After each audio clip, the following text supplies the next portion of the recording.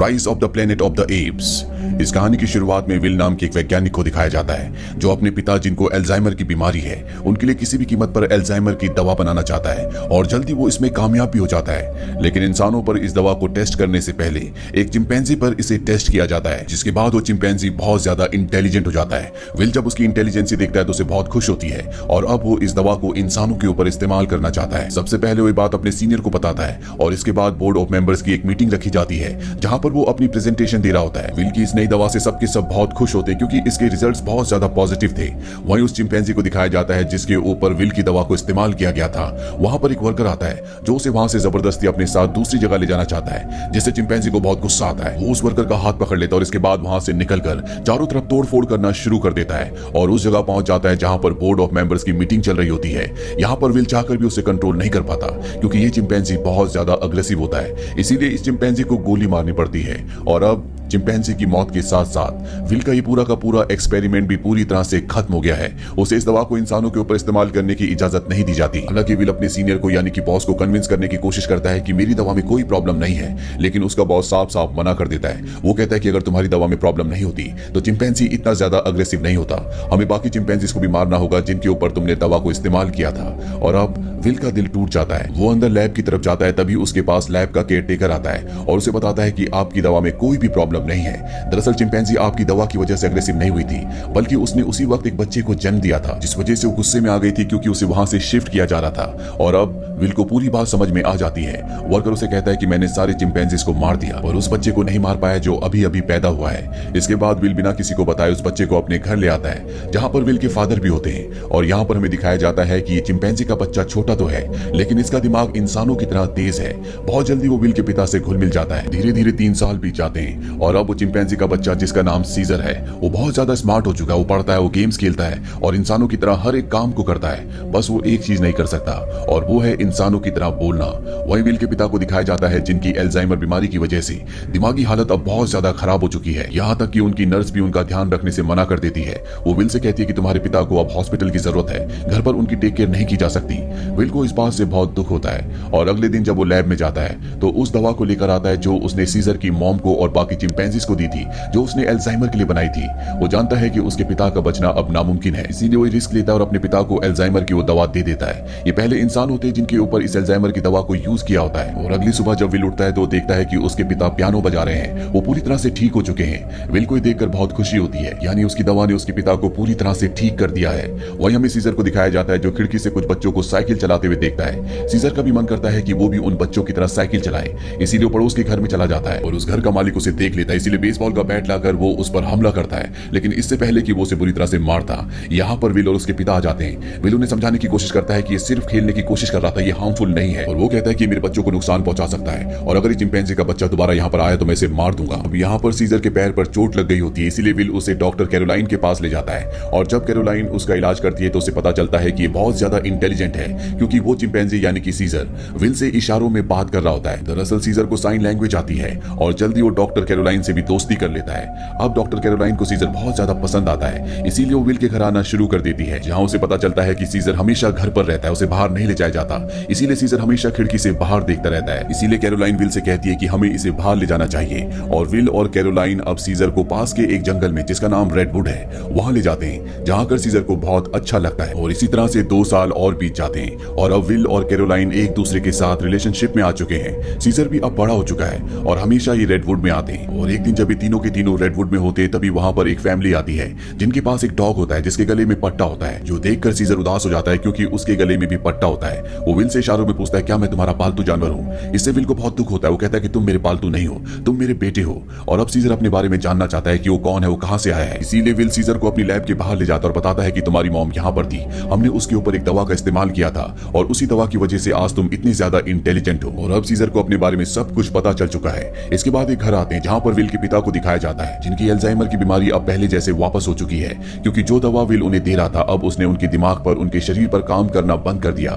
इस बात से विल परेशान होता है और जब विल घर पर नहीं होता तो विल के पिता को दिखाया जाता है जो अपनी गाड़ी ड्राइव करने के लिए जाते हैं, लेकिन एल्जाइमर बीमारी की वजह से वो भूल चुके होते हैं कि गाड़ी को ड्राइव कैसे किया जाता है। इसीलिए वो अपने पड़ोसी की गाड़ी पर टक्कर मार देते हैं, जिस वजह से उनका पड़ोसी बाहर आता है। ये वही पड़ोसी है जिसने बचपन में सीजर को मारा था और अब वो विल के पिता को कॉलर पकड़कर गाड़ी से बाहर निकालता है, उन्हें मारने लगता है। और जब सीजर खिड़की से देखता है तो वो अपने आप को कंट्रोल नहीं कर पाता, वो बाहर आता और उस पर हमला कर देता है। सीजर इतना गुस्से में आ गया होता है कि वो उस पड़ोसी की उंगली काट लेता है। इसीलिए कोर्ट ये फैसला करती है कि अब इस चिंपैंजी को यानी कि सीजर को घर पर नहीं रखा जा सकता। एनिमल कंट्रोल वाले उसे उस जगह ले जाते हैं जहां पर और भी चिंपैंजीज रहते हैं। हालांकि सीजर उस जगह नहीं रहना चाहता, लेकिन अब विल मजबूर है और वो कहता है कि तुम्हें अब यहीं पर रहना होगा। इस बात से सीजर को बहुत दुख होता है। वही विल के पिता को दिखाया जाता है जो अब पूरी तरह से एल्जाइमर के एक बार फिर से पेशेंट बन चुके हैं और विल चाहता है कि वो पहले से भी ज्यादा स्ट्रॉन्ग दवा बनाए ताकि वो अपने पिता की बीमारी को हमेशा के लिए ठीक कर दे।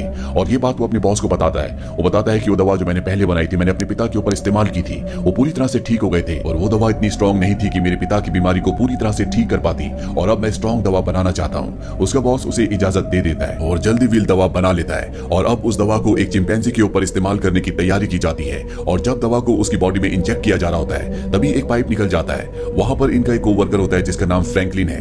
दवा की कुछ गैस उसकी नाक के अंदर चली जाती है क्योंकि उसने मास्क नहीं पहना होता और अब उस दवा को चिंपैंजी को दिया जाता है, जिसके बाद वो चिंपैंजी बहुत ज्यादा इंटेलिजेंट हो जाता है, यानी कि इनकी ये दवा भी कामयाब हो गई। इसके बाद विल और कैरोलाइन सीजर से मिलने के लिए जाते हैं जिसे बहुत ही छोटे पिंजरे के अंदर कैद किया होता है। यहाँ पर सीजर के हाथ में चोट भी लगी होती है जिससे विल को बहुत गुस्सा आता है और वहां के कर्मचारियों को धमकी देता है कि अगर तुमने इसके साथ कोई भी गलत सलूक किया तो मैं तुम्हारी इस जगह को बंद करवा दूंगा। हालांकि सीजर अब यहाँ से घर वापस जाना चाहता है, लेकिन विल उसे कहता है कि जब तक कोर्ट मुझे इजाजत नहीं देती मैं तुम्हें घर वापस नहीं ले जा सकता।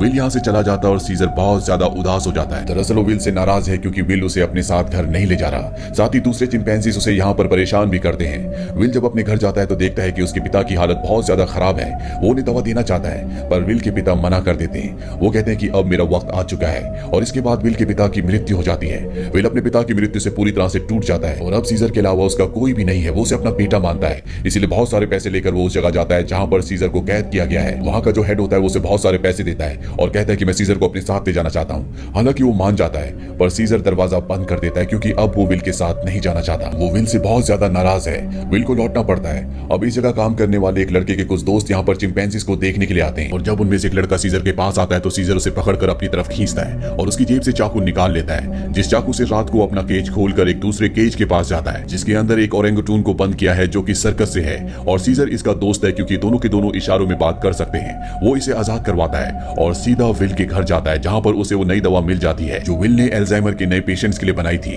और अब उस दवा को लेकर वापस वो उसी जगह आ जाता है जहां पर बाकी चिंपैंजीज को कैद किया गया है और वहां पर उस दवा को खोल देता है जिससे सारी की सारी गैस चिंपैंजीज इनहेल कर लेते हैं, जिसके बाद सब के सब चिंपैंजीज सीजर की तरह इंटेलिजेंट हो जाते हैं। उनके अंदर सोचने समझने की शक्ति आ जाती है। लेकिन फ्रैंकलिन जिसने गलती से इस दवा को इनहेल कर लिया था उसकी मौत हो जाती है। इसका मतलब ये है कि ये दवा सिर्फ चिंपैंजीज पर असर करती है, इंसानों पर इसका गलत असर होता है। वहीं सीजर को दिखाया जाता है जो अब बाकी चिंपैंजीज के साथ उस जगह से भागना चाहता है, लेकिन तभी वहां का एक वर्कर जो सभी चिंपैंजीज को बहुत टॉर्चर किया करता था वो आ जाता है और जब वो अपनी करंट वाली स्टिक से उन्हें करंट लगाने की कोशिश करता है तो सीजर उसका हाथ पकड़ लेता है। वो कहता है कि अपने गंदे हाथ मुझसे दूर रखो और यहाँ पर पहली बार सीजर बोलता है नो। इसके बाद सीजर पंच मारकर उसे वहीं पर गिरा देता है और बाकी सभी चिंपैंजीज को आजाद कर देता है और वो वर्कर उठकर एक बार फिर से अपनी इलेक्ट्रिक स्टिक लेकर इनकी तरफ बढ़ता है, लेकिन सीजर उस पर पानी फेंक देता है जिससे उसकी करंट लगने से मौत हो जाती है। इसके बाद सीजर सभी चिंपैंजीज को लेकर जू पहुंच जाता है। वहां के सभी चिंपैंजीज को ये आजाद करके अपनी टीम में शामिल कर लेते हैं और अब इस सब के सब विल की लैब में पहुंच जाते हैं। वहां पर भी बहुत सारे चिंपैंजीज होते हैं, ये उन्हें भी आजाद कर देते हैं और अब इन सब की एक टीम बन चुकी है और ये इंसानों के खिलाफ है। वहीं विल जिसे सीजर की बहुत ज्यादा चिंता होती है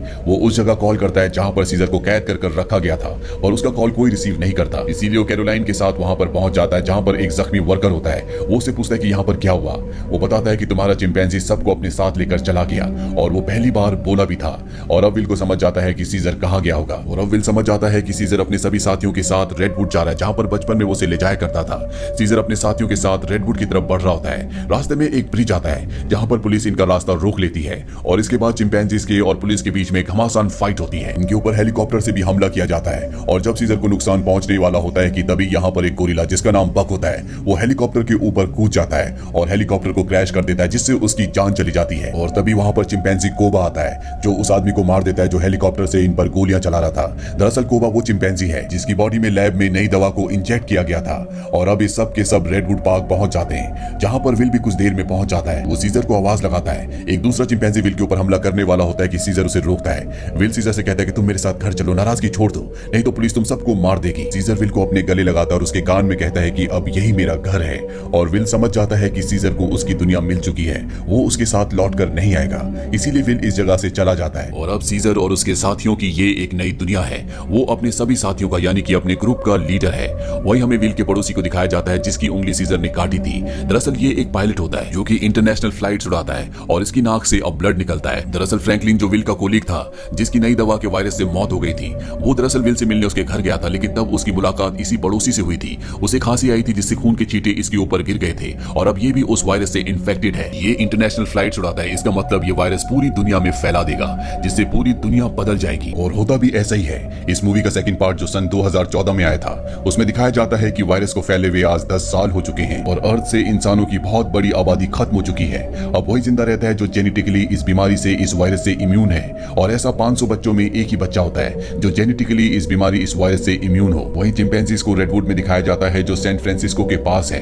वो अब भी सभी चिंपैंजीज का लीडर है और अब पिछले 10 सालों में चिंपैंजीज पहले से भी ज्यादा स्ट्रॉन्ग और विकसित हो चुके हैं। इनका अपना एक इलाका है जहां पर इंसान नहीं आ सकते। सीजर का भी अब बेटा हो चुका है जिसका नाम ब्लू आई है। और एक दिन सीजर का बेटा जब अपने दोस्त के साथ जंगल में घूम रहा होता है तभी उनके सामने एक इंसान आ जाता है जो जंगल में अपनी टीम के साथ हाइड्रो इलेक्ट्रिक डैम देख रहा होता है ताकि पूरे शहर को इलेक्ट्रिसिटी दोबारा से दी जा सके। और ये जो डैम होता है ये चिंपैंजीज के इलाके में है। और अब वो आदमी जब सीजर के बेटे ब्लू आई और उसके दोस्त को देखता है तो डर जाता है और अपनी गन निकाल लेता है। सीजर का बेटा भी गुर्राने लगता है। वो आदमी डर कर गोली चला देता है जिससे सीजर के बेटे का दोस्त जख्मी हो जाता है। गोली की आवाज सुनकर सभी चिंपैंजीज यहाँ पर आ जाते हैं। साथ ही जिस आदमी ने गोली चलाई होती है उसके भी साथी जो यहाँ पर डैम को ढूंढ रहे होते हैं। चिंपैंजीज इन्हें मारना चाहते हैं लेकिन सीजर जो कि सबसे समझदार है वो सबको शांत करता है। इंसानों के ग्रुप का लीडर जिसका नाम मेलकम है वो सीजर से बात करता है। वो उसे बताता है कि हम यहाँ पर किसी को नुकसान पहुंचाने के लिए नहीं आए। सीजर उन्हें कहता है कि आज के बाद यहाँ पर मत आना, तुम सब यहाँ से चले जाओ। अब वो सब के सब यहाँ से चले जाते हैं। और इन्हीं चिंपैंजीज में जो कोबा होता है जिसके ऊपर कभी इंसानों ने एक्सपेरिमेंट किए थे, जो इंसानों से बहुत ज्यादा नफरत करता है, वो सभी चिंपैंजीज से कहता है कि इंसान दोबारा से हमारी टेरिटरी में आ गए हैं, वो हमें नुकसान पहुंचाएंगे। इन्होंने एक्सपेरिमेंट के दौरान मुझे बहुत तकलीफ पहुंचाई थी और मैं नहीं चाहता कि मेरे साथियों के साथ भी ऐसा ही हो, इसीलिए इंसानों को हमें अपनी ताकत दिखानी होगी। और सीजर भी अब उसकी बातों में आ जाता है और ये सब तय करते हैं कि ये इंसानों की बस्ती में जाएंगे। और अब सीजर जो सबसे आगे घोड़े में होता है उसके साथ सभी चिंपैंजीज इंसानों के इलाके में जाते हैं। यहाँ पर दिखाया जाता है कि जो पहले खूबसूरत शहर हुआ करता था अब वो उतना खूबसूरत नहीं है। यहाँ पर टेक्नोलॉजी और बहुत सारी चीजें अब पूरी तरह से खत्म हो चुकी है और सीजर अपनी पूरी सेना को लेकर इंसानों के इलाके में पहुंच जाता है, जहाँ पर मेलकम एक बार फिर से सीजर के सामने आता है और वो सीजर से कहता है कि हम तुमसे माफी मांग चुके हैं। सीजर कहता है कि आज के बाद अगर हमारे इलाके में कोई भी आया तो हम उसे मार देंगे। हम जंग नहीं चाहते, लेकिन अगर इंसानों ने पहल की तो हम किसी को नहीं छोड़ेंगे। यहाँ पर कोबा भी है। कोबा चाहता है कि वो इंसानों से जंग लड़े, लेकिन सीजर इंसानों को वार्निंग देकर यहाँ से पूरी सेना के साथ निकल जाता है। वही मेलकम को दिखाया जाता है जो परेशान होता है क्योंकि जिस पावर प्लांट की इन्हें जरूरत है जिससे पूरे शहर में इलेक्ट्रिसिटी आएगी वो सीजर के यानी कि चिंपैंजीज के इलाके में है, जिस तक पहुंचकर इन्हें उसे ठीक करना होगा, तभी यहाँ पर बिजली आ सकती है।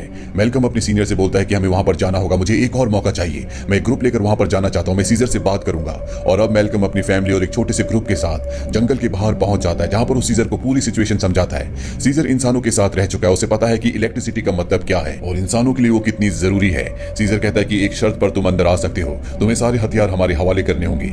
मेलकम मान जाता है और अब अपनी टीम के साथ वो उस जगह पहुंच जाता है जहां पर पावर प्लांट है और इसके बाद ये यहाँ पर काम करना शुरू कर देते हैं। मेलकम की वाइफ और उसका बेटा चिंपैंजीज के बच्चों से बहुत जल्दी घुल मिल जाते हैं और जब ये पावर प्लांट पर काम कर रहे होते हैं तभी एक चिंपैंजी को वहां पर छुपी हुई एक गन मिलती है और वो गन वो लेकर जाता है सीजर के पास। और जब सीजर को पता चलता है कि इंसान अपने साथ छुपाकर यहाँ पर गन लाए हैं तो उसका गुस्सा एक बार फिर से भड़क जाता है और वो मेलकम और उसके साथियों को कहता है कि तुम जंगल छोड़कर चले जाओ। लेकिन तभी सीजर को पता चलता है कि उसकी पत्नी जो बहुत वक्त से बीमार थी, मेलकम की पत्नी ने उसे दवा दी थी जिससे वो पूरी तरह से ठीक हो गई। सीजर ये देखने के बाद इंसानों को एक मौका और देता है। वो कहता है कि तुम्हारे पास एक दिन और है, तुम इस पूरे पावर प्लांट को ठीक कर सकती हो और उसके बाद यहाँ से चले जाना। दरअसल मेलकम का एक साथी जो कि एक्स पुलिस ऑफिसर है उसे चिंपैंजीज पर बिल्कुल भरोसा नहीं है, वो उनसे नफरत करता है। वो यहाँ पर गन्स लेकर आया होता है और इनके पास और भी गन्स होती हैं और जब ये गन्स एक दूसरे को पास कर रहे होते हैं तो ऊपर से कोबा देख लेता है। वो गुस्से से भर जाता है क्योंकि कोबा भी इंसानों से नफरत करता है और वो सीजर के पास जाता है। वो उसे बताता है कि इंसानों के पास और भी हथियार हैं, तुम्हें उन्हें हमारी टेरिटरी से निकाल देना चाहिए। सीजर उसे कहता है कि तुम्हें धीरज रखना चाहिए।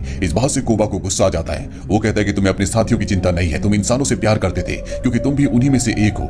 और अब सीजर को इस बात पर गुस्सा आ जाता है। वो कोबा पर हमला कर देता है, उसे बहुत बुरी तरह से जख्मी कर देता है। कोबा यहाँ से सीधा उस जगह जाता है जहाँ पर इंसान और उनके हथियार हैं। वो वहाँ से इंसानों के हथियार लेता है और बहुत सारे इंसानों को मार देता है। और उन्हें मारने के बाद वापस वो अपने इलाके में आता है, यानी कि जंगल के अंदर, जहाँ पर वो कई घरों को आग लगा देता है। साथ ही वो सीजर को भी गोली मार देता है। सीजर वहीं झाड़ियों में गिर जाता है और अब वो सब चिंपैंजीज के पास जाता है और कहता है कि इंसानों ने हमारे लीडर को यानी कि सीजर को मार दिया, वो हम पर हमला कर रहे हैं, हमें उन्हें सबक सिखाना होगा। दरअसल कोबा इंसानों के खिलाफ जंग का ऐलान कर देता है। साथ ही वो ये भी ऐलान करता है कि अब मैं तुम सबका लीडर हूँ। उसे सब लीडर मान लेते हैं और इंसानों से जंग लड़ने के लिए तैयार हो जाते हैं। वही इंसानों को दिखाया जाता है जहाँ उनके घरों में अब लाइट आ चुकी होती है क्योंकि पावर प्लांट ठीक हो चुका है। वो सब एक साथ मिलकर एंजॉय कर रहे होते हैं। वहीं सीजर अपनी पूरी की पूरी सेना के साथ उस जगह पहुंच जाता है जहाँ पर इंसानों के हथियार हैं। सबसे पहले इंसानों के हथियार को लूटते हैं और इसके बाद उन्हीं हथियारों से इंसानों के ऊपर हमला कर देते हैं। कई इंसानों को मार दिया जाता है। यहाँ पर वो छोटा चिंपैंजी भी होता है जिसे जंगल में एक इंसान ने गोली मारी थी और अब कोबा उसे हथियार देता और कहता है कि तुम्हें इंसानों को मारना होगा, पर वो मना कर देता है क्योंकि सीजर ने उसे सिखाया था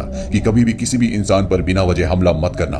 और जब कोबा का वो ऑर्डर नहीं मानता तो कोबा उसे मार देता है। साथ ही जो चिंपैंजीज उसका हुक्म नहीं मानते वो उन्हें कैद कर लेता है। वहीं जंगल में मैल्कम और उसकी वाइफ को दिखाया जाता है। जब वो आ रहे होते हैं तभी वहां पर उन्हें सीजर दिखता है जो बहुत बुरी तरह से जख्मी होता है। वो सीजर को अपनी गाड़ी में अपने घर ले आते हैं, उसका ट्रीटमेंट करते हैं और अब जब सीजर होश में आ जाता है तो वो उन्हें बताता है कि मेरे ऊपर हमला मेरे एक साथी जिसका नाम कोबा है उसने किया है। मैल्कम को भी यहाँ पर पूरी बात समझ में आ जाती है और अब वो जल्द से जल्द सीजर को पूरी तरह से ठीक करना चाहता है, इसीलिए वो उसके लिए मेडिकेशन लेने के लिए जाता है। और तभी उसके सामने सीजर का बेटा आ जाता है जिसके हाथ में गन होती है। वो मैल्कम को शूट करने वाला होता है कि मैल्कम उसे बता देता है कि तुम्हारे पिता सीजर अब भी जिंदा है, वो मेरे पास है, मुझे उनका ध्यान रखना होगा। और उन्हें और किसी ने नहीं बल्कि कोबा ने शूट किया है। इसके बाद मैल्कम सीजर के बेटे को अपने घर ले आता है जहाँ पर सीजर का बेटा सीजर को बताता है कि किस तरह से कोबा ने अपने आप को लीडर घोषित कर दिया और उसने बाहर की दुनिया में क्या क्या किया। सीजर के बेटे को भी अब पता चल चुका है कि उसके पिता सीजर पर और किसी ने नहीं बल्कि कोबा ने गोली चलाई थी, इसीलिए अब वो वापस उसी जगह जाता है जहाँ पर कोबा ने इंसानों को और बहुत सारे चिंपैंजीज को बंदी बनाकर रखा है। सीजर का बेटा सबको आजाद कर देता है। मैल्कम भी इनका साथ देता है और वो इन सबको टार के अंदर ले आता है जहाँ पर उसकी मुलाकात एक्स पुलिस ऑफिसर से मिलती है जो चिंपैंजीज से नफरत करता है, जो मैल्कम के मना करने पर भी चिंपैंजीज की टेरिटरी के अंदर हथियार ले गया था। और अब वो मैल्कम को बताता है कि इलेक्ट्रिसिटी आने के बाद मैंने रेडियो से आर्मी से संपर्क किया और बहुत जल्द पूरी की पूरी आर्मी यहाँ पर आने वाली है जो सभी चिंपैंजीज का खात्मा कर देगी। साथ ही वो ये भी बताता है कि मैंने टार के ऊपर बहुत सारे बॉम्ब्स को फिट कर दिया है ताकि जब चिंपैंजीज टार के ऊपर चढ़ेंगे तो मैं बॉम्ब को ब्लास्ट करके उन सब चिंपैंजीज को मार दूंगा। हालांकि इसमें उसकी खुद भी जान चली जाएगी। उसके हाथ में रिमोट कंट्रोल होता है और अब ये देखने के बाद मैल्कम और सभी इंसान वहां से भागना शुरू कर देते हैं। वहीं सीजर को दिखाया जाता है जो अब इस जगह आ चुका है। उसका सामना कोबा से होता है। कोबा और उसके बीच में एक घमासान लड़ाई होती है।